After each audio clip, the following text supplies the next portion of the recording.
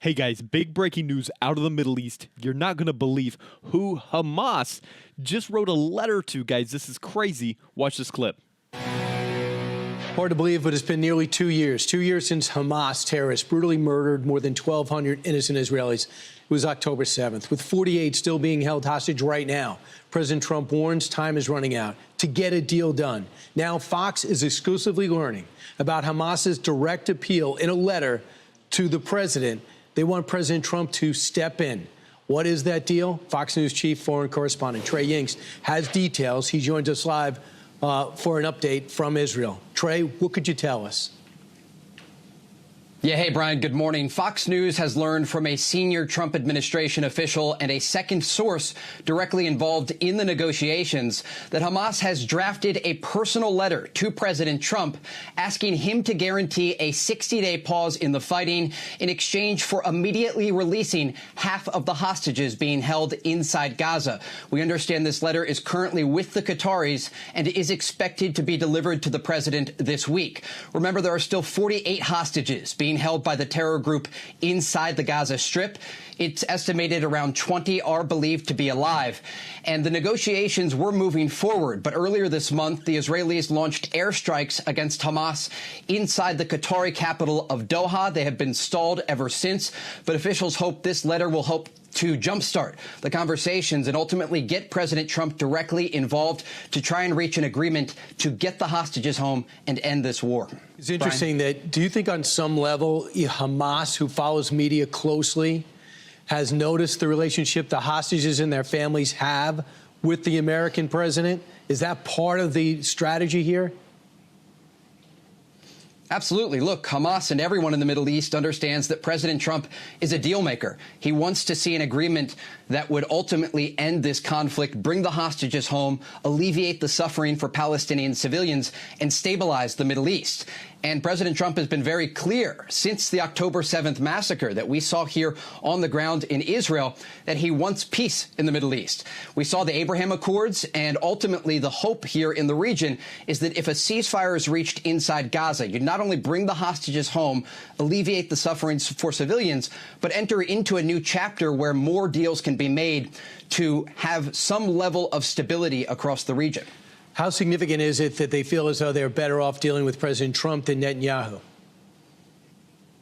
It's significant. And look, the president has been able to bring a lot of wars to a close around the world. He's been able to de-escalate a lot of tension in the region. There are conversations taking place with Syrian leadership right now to reach some sort of normalization agreement with Israel. But his Middle East team, specifically Steve Witkoff and Adam Bowler, have been leading the charge here to try to get some sort of agreement together. The war in the Middle East, specifically inside the Gaza Strip, has been going on for more than 700 days. The president has met directly with the families of these hostages that are being held by the terrorist organization inside Gaza, some of them in the tunnels beneath Gaza.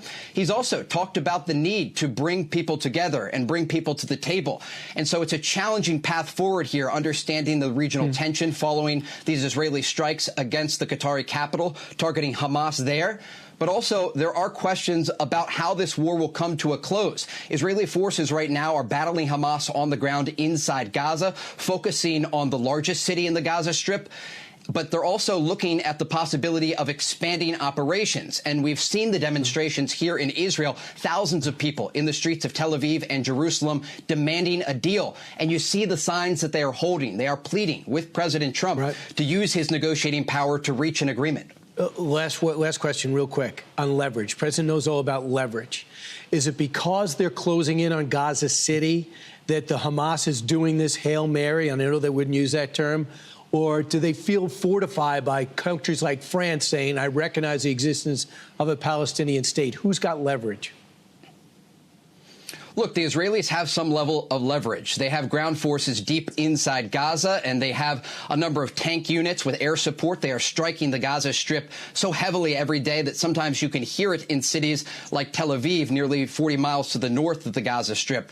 But when we look at the situation on the ground, we also have to look at the negotiating table, and that's where President Trump has leverage. He's made comments in recent days saying he does not want to see Hamas in control of Gaza, and he wants to see the hostages released. Exclusively, just to recap, a letter directly to Trump in the hands of Qatar that should be at the 1600 Pennsylvania Avenue, or where the president's going to be on Tuesday in New York. Trey, thanks so much.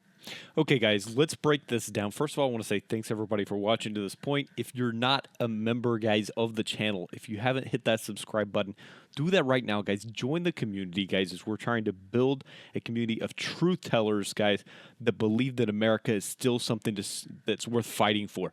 Now, let's break this down. Hamas. Yes, the same terrorist group responsible for the October 7th massacre that brutally murdered more than 1,200 innocent Israelis has now written a personal letter to President Trump. They're asking him to step in, guarantee a 60-day pause in the fighting, and in exchange, they say that they'll release half of the hostages still trapped inside Gaza. Now, you've got to step back and you got to ask yourself, why Trump? Why not Netanyahu? Why didn't they send anything to Biden? Why does Hamas believe that their best chance at getting a deal is through President Donald J. Trump? And guys, the answer here is absolutely obvious, because they know that he's a deal maker. The Middle East saw it with the Abraham Accords, when Trump brought nations together that no one thought would sit at the same table. They know that he has leverage. They know he has credibility. And frankly, he has the respect, or at least the fear, of the players involved.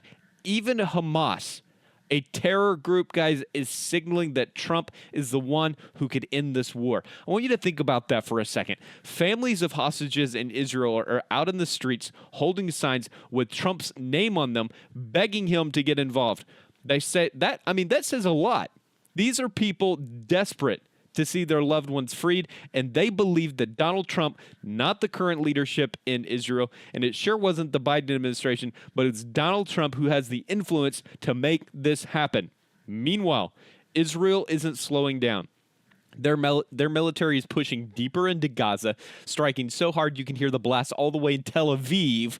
They've got the military leverage, no question. But Trump has the diplomatic leverage, and in negotiations, sometimes that's the piece that actually moves the needle. So here's the reality, guys. This war has been dragging on for nearly 2 years. 48 hostages still remain, with only about 20 believed to be alive. Every day that passes, the chances of bringing them home diminish.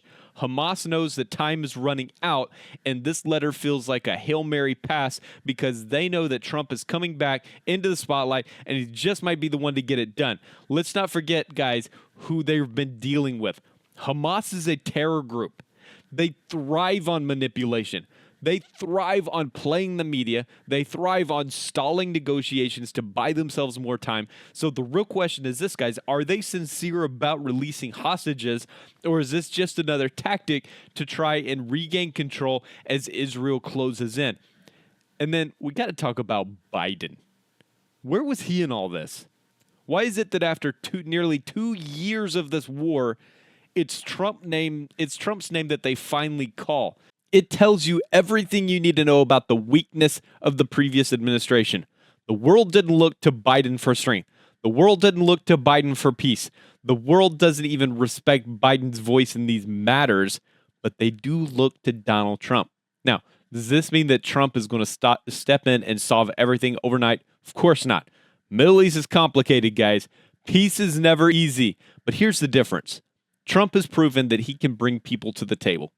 He can apply pressure where it matters, and he isn't afraid to stand up to groups like Hamas. That's why this letter exists. That's why Hamas is making a direct appeal to Trump. At the end of the day, this isn't about hostages, though that alone is heartbreaking enough. This is about America still. Do we still have the strength, the leadership, the will to shape the world around us? Because under Biden, the answer was a resounding no. But under Trump, even terrorists are admitting that he's the one with the power to change the game. So let me ask you guys, what does that say about where America is right now? What does that tell you about what we need in the Oval Office if we want to see peace, stability, and respect for America's leadership on the world stage? This is a moment that the world is watching very closely, and it's a reminder that leadership matters. Weakness creates chaos, but strength creates peace. Once again, the world is turning to Donald Trump for that strength. Guys, thanks for watching. If you found this breakdown helpful, make sure you hit that like button, drop a comment with your thoughts on the Hamas letter. Don't forget, guys, to subscribe so you don't miss the latest updates.